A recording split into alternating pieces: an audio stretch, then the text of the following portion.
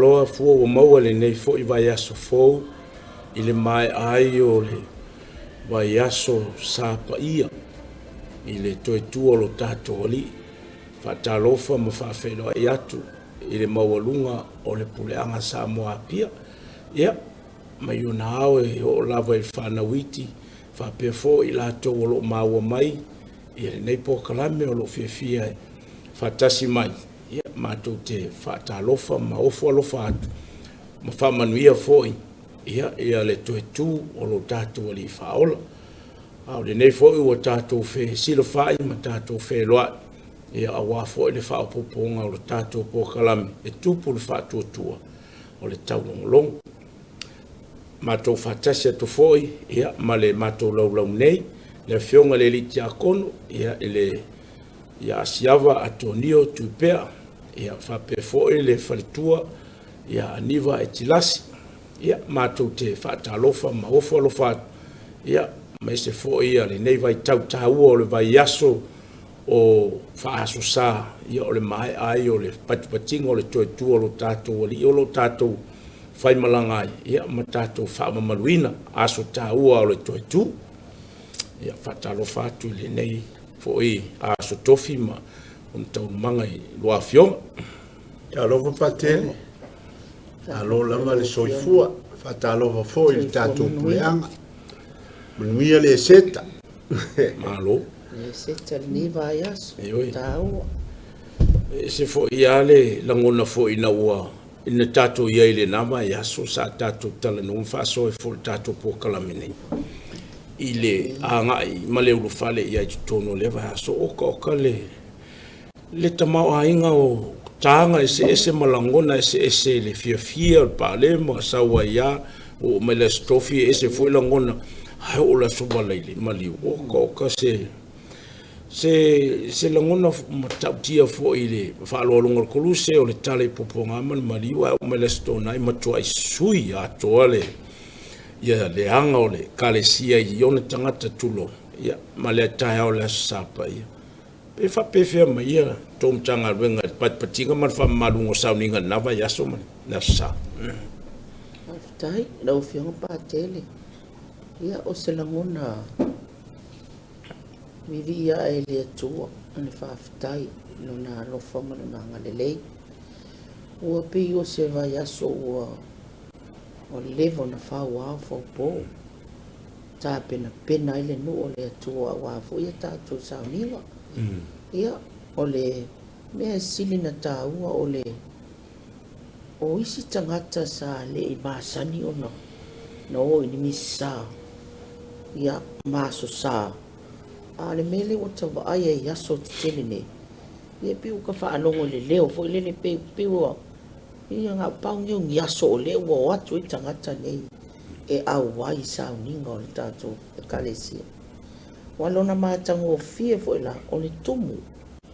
makau kia le tumu fo le matou tanga luenga le nganga ma le olo tangata o la ua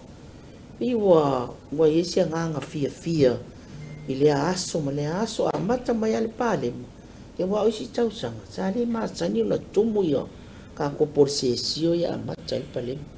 ya ne tau sanga we fo si swinga o tava e fo tai tan ma tum tanga o ka se solo le fata u tanga to ya se ya pa ia fo ya la salto tu le nganga na tas ma tango fie me uma male au wai tanga male fia a tomo lawa la to langona le taua le neiva ya sasi ya fa ia fo ma fa fo nga sili warta to langa fa le aso il fa le nganga ya man fa lo malo fa so lo fo ti akon ia ole nganga le taspi ona sa no fritua mali ila wa tilo fo ile matou tanga luenga ia maile ma tapenanga fo ma le solo ingo o sauninga o le vai asasi fia tangata ma taupati tangata o le taupati o tangata ile na o le taupati sa fa manatu pea aone ngalo e lua tua inga tangata no lo lofia o ena o atu e tinga maleli ma ena o atu e mata pe se la ko me au ngai mo mai Fia i loa, io ka wa nga fia o ko e vai. ya pe i wo wa ya tu e fa ya wa ki le yanga lo fia tu tangata Mo pi yama ko ia. i le ngangale fia awai i popuanga e fia tofo i le tinga o le langona ma le maliu o le ali ya se ia o lava i lona toitu fa talinga o le toitu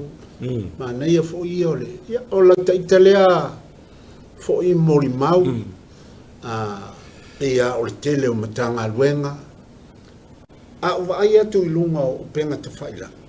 ki wa matanga ngana mai tangata e la atu e wha popoina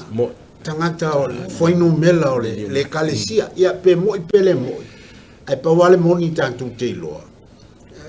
e tupu lai tupu tala le tupu pea le tala inga le kalesia e le mawhaina e wa silfia fo ele o fionga tako no penga sa ngo ba tu le fionga fatua ele o ngale kalesia fo ele e soifua le ilana lona tino o le kalesia ele mawhainga mate tu lole ngana pe e ola pe le kalesia la fo le na ia ma silfia fo e kalesia pe la le kalesia engilangi o le episcopale o le kalesia e tasi ma le katoliko i le vai tau fo yo enele ne balu ia pe on foi mam no mal talanga pe la o le wa mata fo ile le sa no ngaro fionga i la to le utitilo tu te fai i penga te fai la e ni so la to toe ko e foi mai le kalesia ma a wai le kalesia katoliko ia pe o le sa o le o la maule ke fa matala nei a pe o le mauna le o ngale kalesia e so i fu ale i lonatino ia tato o tu tino le kalesia fa misterio le la ia le maule le so i fu ale li maka ko vai e pe le pine fa mau e nga le li mal sisi essay mana e tapinanga version 10 nei mai le porso wa ise fu la ngole ma ia fu le lango le pule anga le afio mai wa afio mai tonu le ngata fa foia la ustaulanga fa fo da fionga takono a me se fo yo so ani mala no fumo ia le lo o le pule anga i yo nai tu tino se sa fa fo ngo pe ona mori maule mai fo tapinanga ale aunga ke lo sie mo la fia wa o toi va ai fa tele wa makanga ko e la langa mai lunga le mamalu sa ninga wa langa i le taita fo ile iloa te tau ona avea o se tasi o matati a le kolisi te lo sia ia mautinoa o le musika e mau popo i sa ninga mai au ngā mō la tō o lo o tau mō ngā e o mai le ngā ruenga a wala to loa tilo i vahenga ia vai tasi le nei vahenga tau o le pole o le astofa suau nei ia tele tapenanga ale kolisi nei ia tele pe we relieve le o ngo mai sa ninga pesa pole mo malai le fio le o nga ia kolisi telo sia ia onga ma le kolisi telo sia mo ma nei ia tele le mamalu o le misal suau ia telo fo fa sofia le mo nga nga le tanto tamale na bo ma le toaing sa ma le nu ole ma le puleanga sa mo nga le ma wa ku va ko fo nga ilungo le TV il poe mai o ata fo io tangata i tono farsa la pepese uma le poka la mele la fia ia ai pe o ta ole sa na nga fo ya siapa ia o wa ki kilo mai le o mata mai o ngo kele i a wa so sa ko ni ai pe o ta le ko la langa mal ko fa ma ite ale epic po ko la langa mai aso i o le kalesia o le ta le na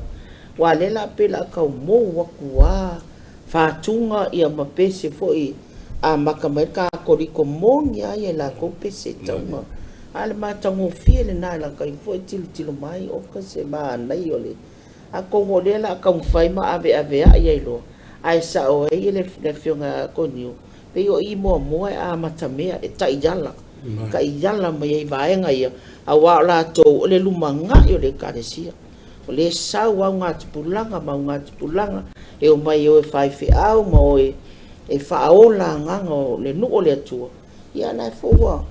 wa maka mai la kou sesi, whainga fōu mako e la langa mai e men tupunga mai le kare si e yasu. Mai whaaloa. Ole si, anga, e manino a fōi, i sauninga le kare si katoliko, e fōavi inga i le ngangor sauninga. E se le whao ungo ni au whai tofi, e se fōi vi inga e whetau i e appropriate. E se fōi sauninga o se maliu, e se foia sauninga pela fa pa ia ngo soau ia e se umavi inga ma tanga foi e fua nga ia vi inga ia a ole mane ia na por soa ole fa ma ite fo le momo ma fa ma natole ole mamalu fo ela ngona le wingo fa fo wino fo langa ma ia le ngata fo ile ole tofi o sta ulanga le por fa pa ia ngo soa ule sa fo fonga ina le fiong le por tamapu ya ya ve fo ile bongo fa ka ye fo ile fiong le po ma sele ya ila to lo tai mua ma tai ala ma kai ya le la o tau ai o alu ma fa nga po tam fa na wol pule anga mo fa fa ye fo mo la tonga venga so ni fo il tatu sauninga le po la solo a ole ne la o ka ko o mai le nge va yaso le ala fa ma maluala ai al to tu le li wale ole asante ne yole o le aso salea pito isilo na lawa lunga al fatu tuanga na fana uma yaso sale o kaku fa mamalu ai le aso eta o le aso pa ia po le aso sawa pe al sapatio la stona ia yutayana a o le aso sala o ke cristiano le fa malu le to tu le di le ala fa na uma yaso sawa ile le rai erva yaso le ne ta wole o octaves of Easter lo no inga fa aso sawa ma aso va yaso le nei anga ya tuile asao Yesu nga lo se isa ngole fa la utele va ngo neva ya so anga ya tula sa Yesu nga lo fa le sulfa e le matango fiele na ole va ya so le ne le toi tu ole li usa ole la so ma ya ma le aso sa wa le temil ne va so ne le nga mata mai le i vaso ole no vena le divine mercy mai le aso falele na te nei le aso falele toi maliwo Yesu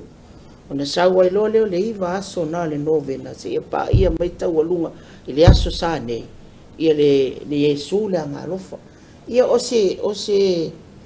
matanga foi ma se va inga tau foi le terminate divine mercy ina o malto tu so mai lo tau sil bena le novena a warta o lunga o Yesu le ngalofa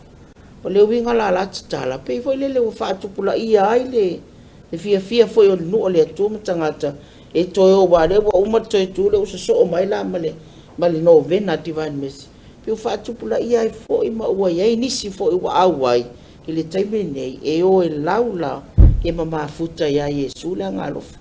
ia e mana tu foi e tasi le tu ai ngo le wa ola mai nei tato pule anga o se ta yala le fo le Yesu le ngalof o wai tu sale madi wo Yesu ma tu ia ma so o mai lo le aso le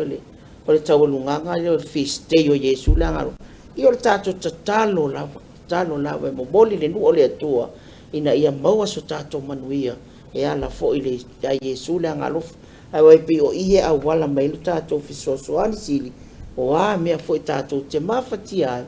ma tato la ngona ye fa le tonu ma me so si tu tato ainga no o male kalesia male puleanga ia o I tasi le tu ainga ma losi tato te talo yai ina ye fa tu pula ia i pe tato nganga fa tu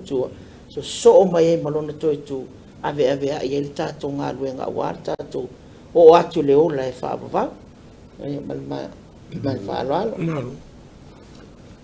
o le taua ia o maro fau ile sounding of le ole aso tona i pa ia o le aso pola stona o le ala fanfa o le fatal talinga o le pe folinga o la no fo le kalesia i luma o le ngutu o le tunga ma o fatal tali le taimi e to tu ile e fa pena fo ila wa ai tapenanga o le feast day nei so fanga wa te lo o le laua lunga o le finangalo o le tupusa na ia a vea le feast day le aso lea o le divine mercy e le ise o Yesu le divine mercy ele o Faustina la le autu faafetai ma tatou manatua pea le galuega lelei a Faustina sa fai a o le autua ia o le asosa o le divine mercy o Iesua o le divine mercy a le atua ia o le pei o le manaia lea auai ai foʻi ona tapenapenaga e fai ele divine mercy e tapenapena ai mo le asosa o le feast day ia o le tāua ia te au. Pei foʻi ona tapenapena le astona ia tofa i le ekalesia le astona. Tau i nā lala e talitali le toitu mai o Iesu. E te tau wai ai foʻi a lalafanga e na e taʻua o le novena. Pei o a lalafanga ia an tangata. Ma o le mea foʻi la ua tāua ia te au. Ua le o toe vea o se whaalaputonga foʻi lea. O se devotional la pei o isi mea. O le divine mercy lea ua taoto o le mea atoa le kale. Mai e ai tangata o le kalesia. O te manatu foʻi aʻu ia o le whaafoenga o novena nei. E tāpena ai tangata mo le feast day o le divine mercy. O le divine mercy a ia e tāua ia te au. O le finangalo o le tamampa ia. O Iesu Keliso. O Iesu toe tu o le divine mercy lea netu. E lea te isi mea. E leo nisi mafuanga po anis famta. A o tilo le Eukaristia ma o tilo iai i le ata e au mai uma na mea fa manatu ma ia te au. O Iesu ilo na fio le Eukaristia wa o le naunaunga le o Faustina. Ia au mai tangata e whataua le Eukaristia o le ale Eukaristia. Mea naita o Iesu o le divine mercy. Dete a tomo e whaalau tele pa o le tāua le o le feast day le la iei nei. Ia ai mai se. O le nei e whaaso sa atoa atoa le vai aso taualunga le feast day o le divine mercy. O ka le manei. O le muli mau o le o sango e atoni o. O le tāua o le tatalo o divine mercy. Wa e whai vaenga fo i lea. O le aso mua le nei. O le iwa aso lea kauki kausia. E se lona tatalo. O le aso lona lua lea. O le aso lona tolu e tau le iwa aso. A espeso ale tatalo lea o Iesu le tama mea.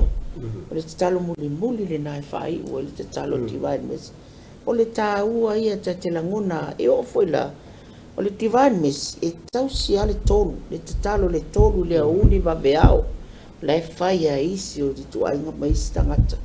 E tau si la tolu le auli, tolu le vaveao, o le si aso fou le ua. E whapena le anganga, ai o le matango fie i o le tatalo fo ele divine mercy. Pero na sau no si avu.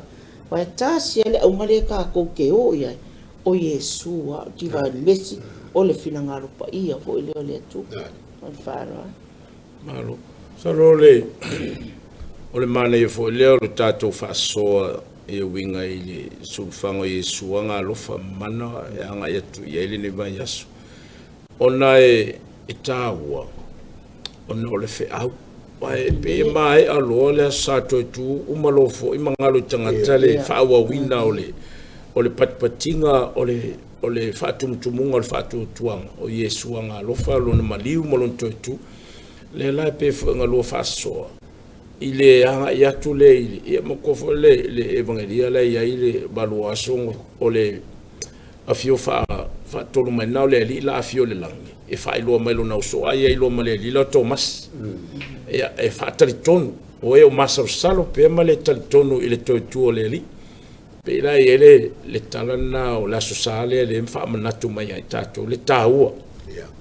tatou anga ia tule e la le novena le na mata mai le aso farele maliune te nei ai sea wa le aso maliu a Iesu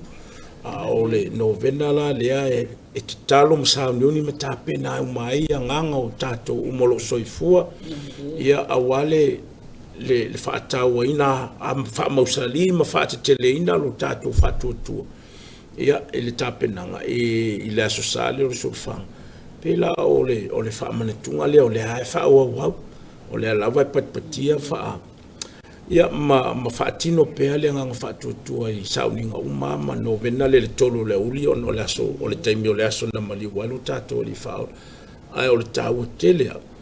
ia o le ase se awa unga foi mo tato so le au ke visiano manlona ai moni ai wa Ioane Paulo le lua le o le toi ina le wata wane the great o le sangatu tau o fo o lona ia vai tau le umi o lana ia no fo ai o ia nana fa mausali inga le aso leo su fango Yesu anga lo fa ia e moni la ale anga le watu mai e vai telo le kalesia e ola masoi fu ai le lalo langi le nga le kalesia katoli ina ia faile ma fsoswani ia tatou telo fa fitau ia tatou au penga le fa tutu ma tatou ia ila le asale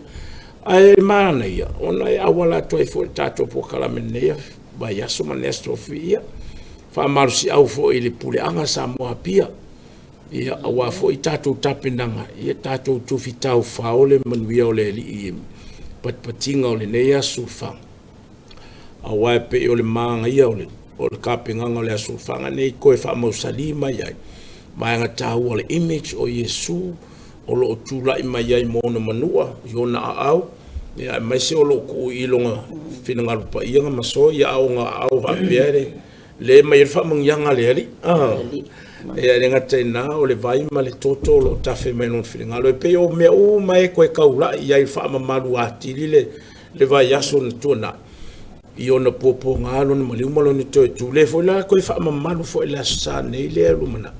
ono le tau na so fanga Yesu nga lof o Yesu ale Eucharistia fa tu va sunte ne o lo sta ulanga o profeta o Yesu le tunga mauna matalan fa na umaile le ola ile le langi no matala le manavo le pe on sa no le la fanga po la stona a pe va nga o mai le mali e fo ile tato fa so ile vai taimili ne yo vai sa silima taimio o le anga ia tu le asosata won ile so fango Yesu nga lof ia a pe o an ka pe nga o lo ka ko fu fa maluati le ile ne vai aso mali ole tapinanga lai tapinan ma top tanga luenga amata mai posesio fa amata mai le tongo yo na fa sa welo le il fa sa ia ai mai se ole tau no lo ia laulo le pele tau no lo ia laulo le chaplet e umalo le chaplet ia ko fa nga solo ko ile le misan me ia mai se fa nga taulanga tangata taimi fo e faile le taulanga io me umana la ta pena ia mai se tu fa tasia le matum tanga venga ina ia a wifi tasile no le tua ina ia la tolo fo ma malama fo ia tili le fo le festa io le fina ngalo lo fo Yesu o i fo le ota tu tilo ia e se le matango fie ele so ona tu ese a ele kalesia vai na nei pe mai o io a fo ile vai na pela le vai na le fina ngalo lo fa ai tausiale ai tasiale a ngare ta tu jo na o Yesu ta tu talo ia ia waso ta to manui ia o matuna ta mo fainga o la e mole vai a so nel fiste ia manai me la ta pe fo na masa ni ai tato ia e fa fia e fo i mo fa matongo fie le aso ia man fa lo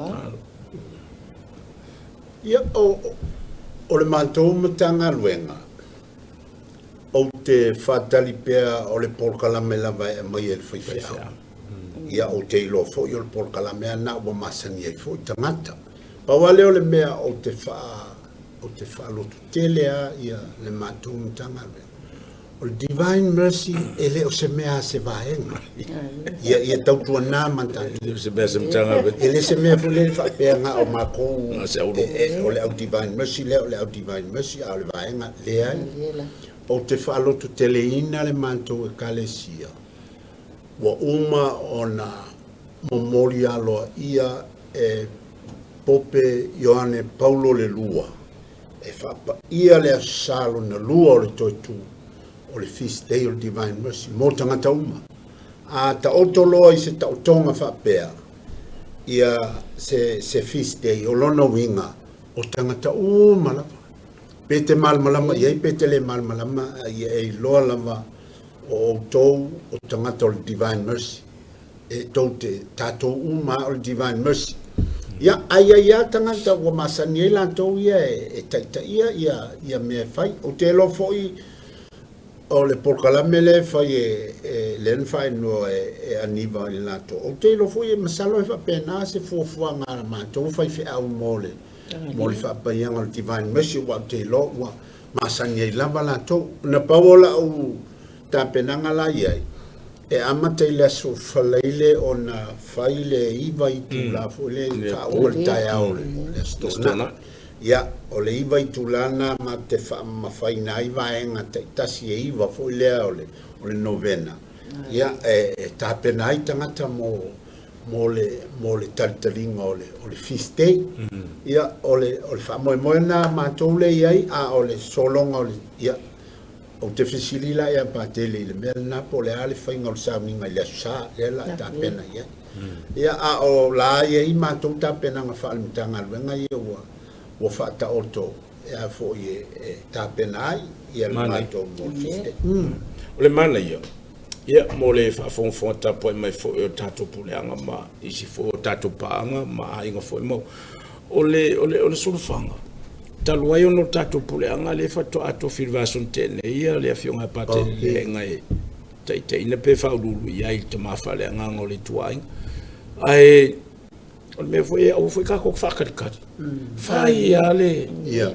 o ka ko whataritari se fio mai le ko pope fio mai fai fea ai fai ata tonga luenga masani o le taitai o nganga fai apo e foi ngai por se sio e foi no vena pena esa no vena ile pola sfraile o lumina ile stona ina ia fatino pe ma tamo fai pe o lai ma so fuai o le tawo le na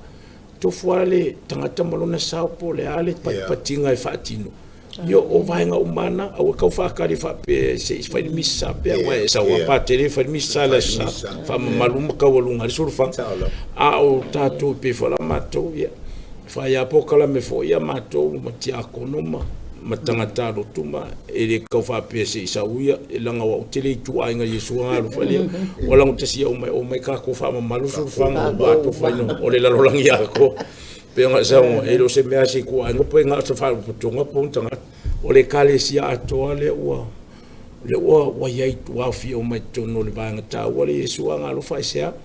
na ngol ko yesu mo la langia ko ele nga nga tangat ia fa maluma ia ta wa le tal tono le maliuma le tu o le lia me se ona manu e lima pe ona ta tu tal noifo a le ta o le nale o le sulfanga ia ai o sai e foi por se si o safatino ia maftanga o lona lave o meio maftanga tu fa kasi ale hau uma mer pulanga o le mafailanga paki ai ko tanga we ai ia le la o mai uma isi ia o le man ia le o mai isi ia ona fa lo fesasi ala io fofuanga pa kelin kanga we man ki ako por so songima a le mane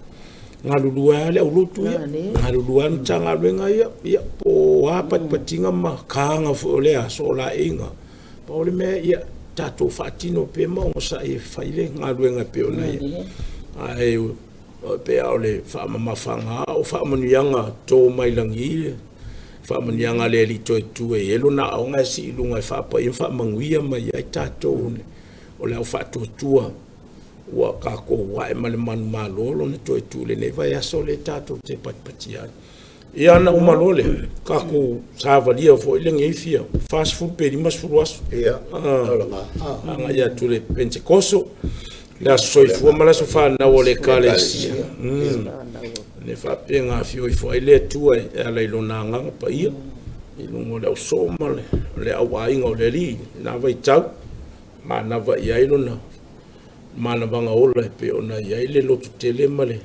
maliu male tele o le auso ma to tele la to ole le ko fo i ko la wa o tala ile tala fia o to to le li male ma ole to pe ole kaula inga le o yesu nga lo fo mana o ba benga tupu le o langa ai ai mo nga fo i fia talo intentions ia pe ole fa moia ile mana ole le lo fa sa ma le ole to le fa maru le sa ne pe ona sa no foi ile tuma ia Faustina peo nga ia mala malele ole ia o ngi fefifilo i fole tātou i malamalama le o Faustina i o iana whaonga le tua po leo tātou li whao le whai mang whai lau kuse mori mai a whiau a le whiau aia o Yesu toi tue ona le whiau tātou te whātou tua mtali tonu i le li ona le whiau a Faustina ia o ia o tangata pe yang soi fofo o kako na whaonga le li ia tātou te whaasala lau ai le whina ngā loro tātou li le toi tu ai nga ia manino foi le vanga o le fasa o le sulfanga o Faustina le aso lima o ketop ya o le sulfanga le sane ya o le o tato li tu le yo no manuanga ma ona pa ia anga le o manguia ma malolo ai tato ma telo fa fita o lima senga se ape o le anga le nga ia ka ku sanga fa pula pe le ta o tato so fu le malo le tu pe ma vai ne yo la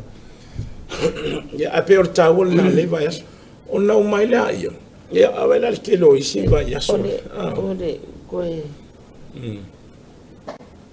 so ne tu le sauna nga patele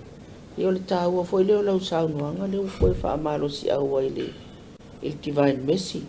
fa fonga foi le pule anga wa so nei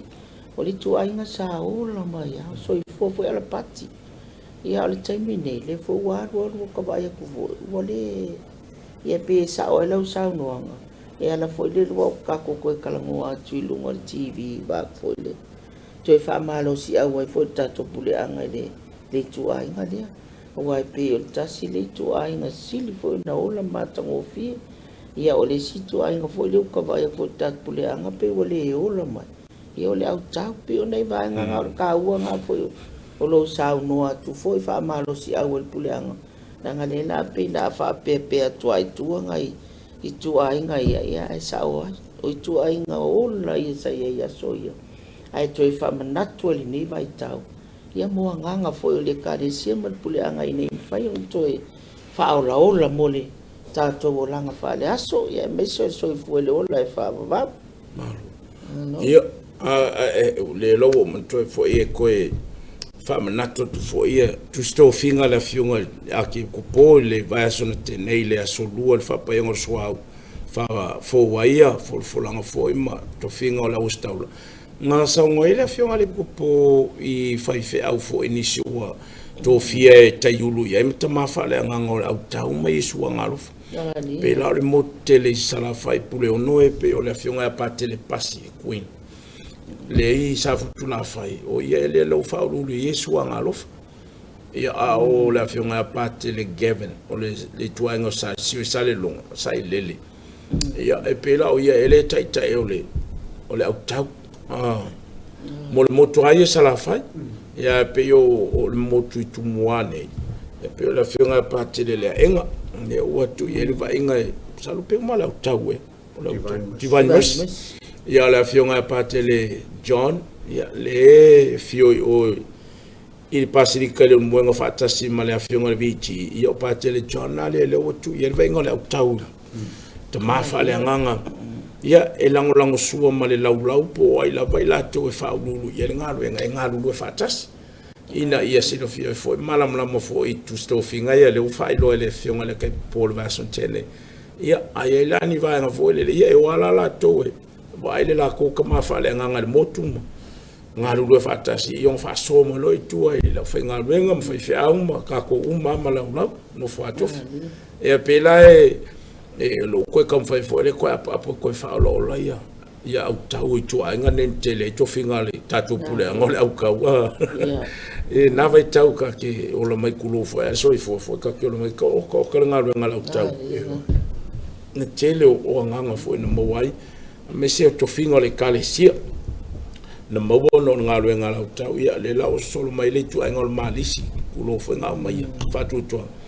e ale vo la o tele fo o mauto finga le to tele o tam fa na o tatu pule nga fa ai a vi ia le tu fa sta fo le tu ia molan me alo fo o fa o lo ina tatu ia tarsia ia fa o pe ma tele ni se nganga mani si to finga tatu te mau pe nga wenga le leia al tatu pule anga ia le nei tau tua nei tu ai nga ma nga wenga o lo fatino pe Malo sa no fe parte le ka kile yo se mare e si o mol ma le tau fa ya tu foi o le kau ke ia le tūlanga le toi tū. E i le vaenga fōu le waka vai ne ia onga. Penga tūtanga ia onga le marua fōu, ma la onga le vai maunga, nanga la ia onga i matanga. Ua whaia la tō meo ala i koruse. Ai le masani ai. E le masani ai. Pio se nganga fōi ngā po koe tō mana tutu ai. Fisi isi le akua i tameti, oi, wa fōu nā mea wa. Ai whai mai la tō mōni mau. O le telo whaia onga pope. Le te tōnu le korisi leo vai maunga. Lea wa whaia le la kou. Pio se singa vai ngā fōi le la titilo iai. Tātou anga i mai tā penanga ma le watu toitu. O leo wa whaia onga ne. E o fōi la ia onga lea marua fōu. Pentou tanga iai la sa whai a toa mai ane la tōu. Le aso maliu leo le ali i asfalele ai ku uai lo la tōu astofi.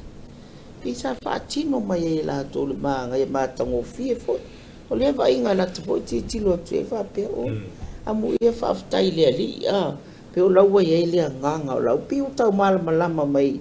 i tā inga fōi le tātou. E kāre sia e le pati ngā le maliu ma le toitu o le ali. Ia, man whaalo a. O sa ngalo whiunga whatua. Maana ia fo o koe whamanatu mai lea vanga tau. Ai, mo le silafia fo i o tātou Samoa, i o le wao Samoa i le anga wakaunga ma le wha o kai inveske le an US wao Samoa. O no le tūlanga lea, ma le van whaatino i pule anga i whafo matunu i whafo e ka o le ecumenico. I le sopa leile maliu aia, e whai whakasi lako ala koluse. Katoliko, Presbyterian, o Mamonga, kulofo ia. Mai se kale se tu whaatasi i pureanga i whafu. O le valanga whaatino, ai talo ai no tātou sa tamu whai ai. Whaola ola maka mwhai e whaasufi folele ia. O no le whese se inga o tau whima tūra. Vile lau pe ua wao sa mo o malamlama fo il tala anga o le kale sia. Wa tau le upule o kerisiano. Ele ngau kakoliko. O ila to e tonu ya keriso, Christians. O ila to e tonu mulmuli ya keriso le alo le tua le la ye fatu tuanga le kaku ke folofolo le watasi o mai tatu. Pe ila le nala le ua o maramna fo masire fia fo o le watasi tatu ya keriso fa na o male tua. Kaku ke fa kingo ila lo kolus elena o malofo e fo sia o ngale malo. Ka vai ku fo ia o fatino mai ai o pe ma vai manga po. Ia sa fatino mai ara ko se atonu fo e monio o faia o mani so la to e awele kale sia katoliko. Ai pe ale longona le wala to mawa fo ia le fatu to o koruse mo kerisiano matanga o merenga kakoliko. Ia le la fa malum mfam natuele mali o le ia o kako mai. Kako ke sa fanga manga va amore malo le tu ono koruse le kako ki kariko mai o le i lon to tu. Ai mane fo ilo fam natu male faso mai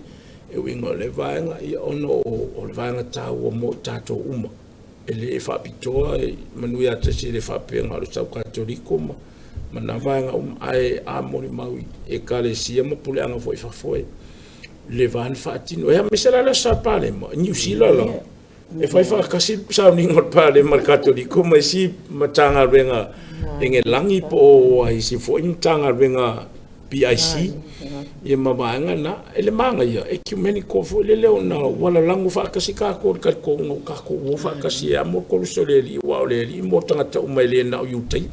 ele na katoliko ele na isi ka le si amo tato umo le manga ia nga lotonga tasi au wa fa tasi ia makako kau pakim fia fa tasi o le winga fo ngalo opusino dality le sa ngol tamal pule angal version 10 le solua ile winga sino dality au fa tasi talo fatas la untasia fatas loto tas ia ma ai fatas ma feo mio ma ulima ma journey fai malanga fatas na ia awale equality ma le winga folele ia amana ia umalo tato fata vai lu mole tu pela mali ile na le opusino talenti le ka fatino le ecumenico ia le lawa kako ia ile nevata. Ia ape ole fasole le vai na pena te tau ia le la ka ku sa vai vai ngela vai so ngi ma ngi yo ngaso telefo ia so tau ole kale na le kale sia ia mankofo mai fo ia le o ia ska ko faso I kale no le kale sia e pela ona ia le vai temine o le season o le toi tu Easter season ia o ngā lua tuai leo patia mfa mamalu ia le aleluia le aeka ko ke pepese ia so sa uma maso uma le wa uma fo le vai kaminga pe ka fa ke kele uso le aleluia mkala ngo le aleluia pere sa ma o le stato faso sa tu longa le langi alfa ngongo o le fa o le karesi ale o ka ko vai kaminga aleluia pule a o kere o aleluia vai kaminga o ngi na pese ko aleluia le por ko kupe me sa sa fai pa kere sa fe o vai pa o ma ko ia wa te Silvia vo e tolu vai fe oi ia e fe o vai e Camilo ala ko o le sia so o sui mai o fe o sui ia ia mo ma ga fo le nga e oi sui a fo falo io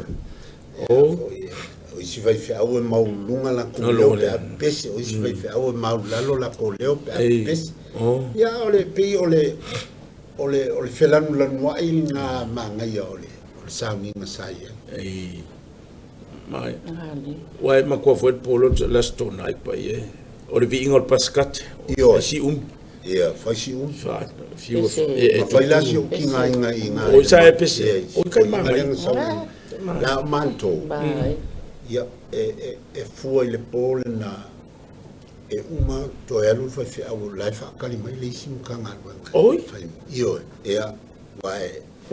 te Silvia fo ia fai uma ia sa mi ngai falsa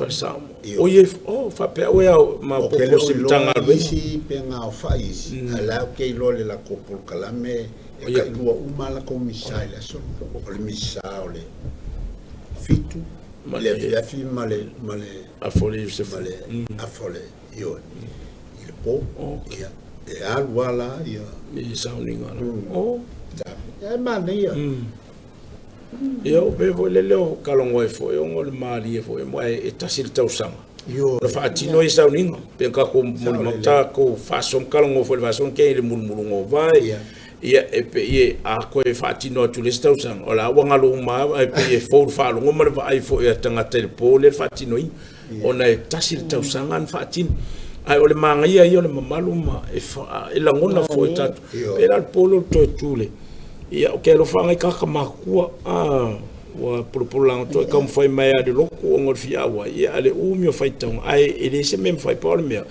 ole nganga la sounding ai ko fa makala o martala anga ole tu mai fenga tu ai fo fuang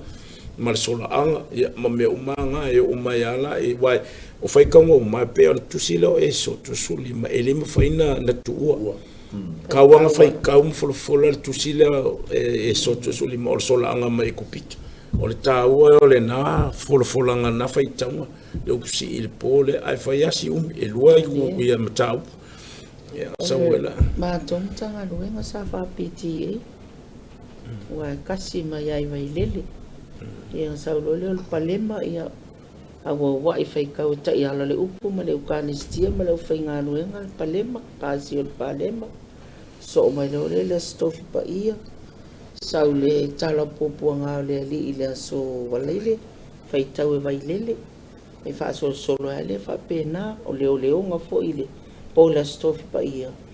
sa wa mua lau li le tongo ai mulmuri a vai lele ia e fa pena fa nga solonga sia matom tanga ruenga sa matango fia me uma malele fa nga solonga a wai fu tanga ta uma ia le malima le tau fea songinga ia le si sauninga tu mulena le asfalele fa solo mai tau fea soninga pe le si sauninga tu mulena le asfalele saulo le pola stona ele afi mal fa paianga le afi mal vai ma le toe fa founga le baptisonga ia tasile na sauninga tele ia mafaitaunga nena fai e fa mato faitaunga fatino atino o mai le au taiala upu ma le eukaristia au na le upu sa ngā lulue ma le eukaristia au le eukaristia sa fatinga i sa pese fo e ne fiunga pa tele le ya fo le mene sa no ia fo ingal pas exultet ile pole na ne sa pese pa tele la stona ia mana ia fa solongo me uma le simen faleto o le si me te bol mawina o le sa fa lo ngoi matuta no ngata e sanga sa e lo tu esi sa awa i o le tas foi na fia ngasili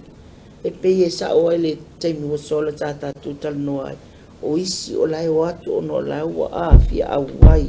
i le mana malama male maliwo Yesu malon toi tu ai pe la ngai tangata ia lai pe fia awai lai watu e mata ia i le whainga foi o tātou ia ala wa awai ia to ia ai le ma whaina o la tutalia ina le kominio o lai e se fo la tau nganga lai watu e awai ona o le matango fia ma le vai atu fo i sauninga le pope ia wa fia awai e fo i la tau ia sa matango fia e fo i a sauninga o le nama iaso o le si tā ua le nā la ta fo i tilo whaalongolongo si a mātou fo i matanga luenga taitanoa ia ai whaapea ia fo i tausanga uma nei ni tangata ua ia ai le ngata fo i le o tangata nei ia o katoliko a ia aua esi fo i ni aso sa ia e kare sia la ua mafuta tu ia ai le avese a le nganga i o katoliko ngi ka ngaka e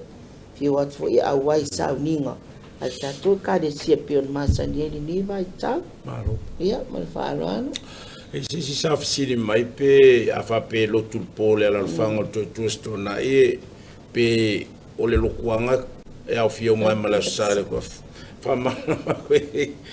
e se ale po le ala fanga e se le tai au to le sale e se me ai lo inga e le uma ka ko sa inga ka ko ke o uma ya e tarusia ile asane e wai toi tupu fo e fisiri fo wa e umal misalta e fa pe e misaule o le fanga le hul inisi mtanga benga e mtanga no e o le talia e le fatua o ia na me nga e misaule samlo to tu e se misaule su fanga ma no fo e fa tanga ma me umana e le fa pe la e a fa pe e lua loku fa pe la le ma fa no ta wa e ma fa no ta wa i sauninga umana e lua le e se me fisa mo fi mo chako no ale le ai pa ke ai manga ia le lua fa mal mal manga wa manga ia foi la fa long lo ta ua le pa wale me foi le ile mana io evangelia ile tala mai ngol to tu o le li me na tup ia pe io le upule la fa ma fai ile toi tu o le o e longo so o te mua atu mako ke whailoa i Kalileia o le fesili le ngā o le iai le ale me ua o i whailoa i Kalileia ale ale me o le whailoa i le mea le tupu o le toi tu ia le ngei lava kako ke savalia lava le ngā mea o mai lava i le so lono winga ea e kakaunga uni kako masangi le mole me o le shortcut manga o ia maua le koe ku isa wala whaingofi e yo kua i Kalileia e koe a maka mai ai le savalinga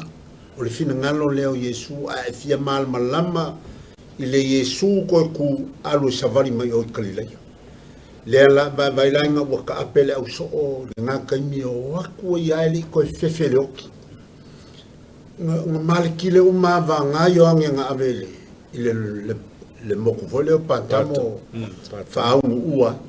ai o le tala anga e fa pe nga feoki malikile uma lava ia le au apostol ele ko foi le onga e soli langa na tawalunga ile maliu ale maliu nga ko ku vai le ia pe o le manga ia la kilo feita nga ia pantele mal mori mau le au ai ele me tupu luako wa sa olanga mongi e o fai konga la samar vasongi e no fitala ia ile i la wanga le me se Maria Matalena le ngala ko le ngala ko adu ka o kuilo oso yo us ma felo ai kai kalile ai luma kula e fio kula Yesu e felo ai o la walu voi ka mai ko fo ile olang ko ai me la walu ke fai la walu fa o mo fo kai mo le ia le ko fo ia o lo olang ko ang fa alia kulo Yesu ne fa ko la yo o le yo ya la ko ya lu foi ko le o la nga ele o lu ma le nga fio ko me se ya nga le foi ka ko breakfast nga ya ma le ala e ma le ele ka ya o ba nga o manga le ko ka fe ku le mai nga fi ku mai le men ka mo e mai e ma nga ka yo se le ma ko ka o ma lo ngo le men nga ku pu ai o nei me o mo ya nga tasia o lo tato ala malo o fa tu tu ma le tonu ai fatino I pati-patinga masauninga o le kalesi. Le wha maluina o nei vaenga tau o le evangelia, traditions, ia ma le scripture, ia a me se fo ia whailunga po rituals o le kalesi e wha mamalu ai ma wha mausali ai lo tātou mulitai, wha tuatuanga e taritonu I le atua, ia awala fo ilana whainga taulanga mo le whaarutanga tangata. O ke loa lea, o ngai vai ngai o manga yo foka ko fa so a talono tatu taimi ole la fa pe se si me fisa no ye o se mi pa tele ole o so fina kalo fo ile kako angelo ma le wo mala angelo le ole a le kako se le angelo fo le angelo le tu ole ta o fo ile vai nga polas se winga wo wa ve se le angelo le a fa meto tu lo Yesu fa le angelo le tu o le ta wo foi e fie mo se ma mala mo wa ma kula so ele o fa pe o suia me pa o le me yo ngole o le koe ku ele aleluia fa popo a o vi o le on misterio ar fa tanga ngai ka ui me ko u portal na o yo el tama langi aleluia o le misterio nga le fo ele le lo salio mo le angelo le ka ku ke fa malunga ya so uma fa le aso ai paul me fa popo aleluia ma swing or fa punga on o vai time tu oli ma fia ala aleluia fia e kelo aleluia nga ai ole nganga tasi ole angelo tasi ia ma le fa tanga ma na misterio fa tanga mai ia ai ka sia telina pe wo o fa ela ngel tu wa ile ai fa tu wa yo mal mai ya ba ngai ma tango mo le to fo io ni o sui vai tau sanga a mesele angelo to tu ya ka ku sai fa malum fatin ya ai o tato po kala mele na mo nei fo ia vai aso ya ma le fa mo tala soifu e te ilo ko soifu ile na vai aso ka ko fisile fa fo ai fa tai tele lava ya mo lau to fa tasi mai ya mo lau to fa fo anga mal sila mai mo ia wafo ele fainga fa popo nei po kalame ia ai mai ai mato nei ile TV upumana mato te fa tai ia ma o falo fa ku fo pe fa manuia tu fo il fa fo tapo e tato puleanga ia me se fo o tato uso fo I tala le lei I se o fatu fa taulang mato te fa tai tele tu lava ia ile nei fiafi mo la to fatasi mai la fionga le tiakono ya siava Antonio Tupea ma le fionga fatu nei ia niva tilasi ia mau nei matu te fa peatu to faso I fo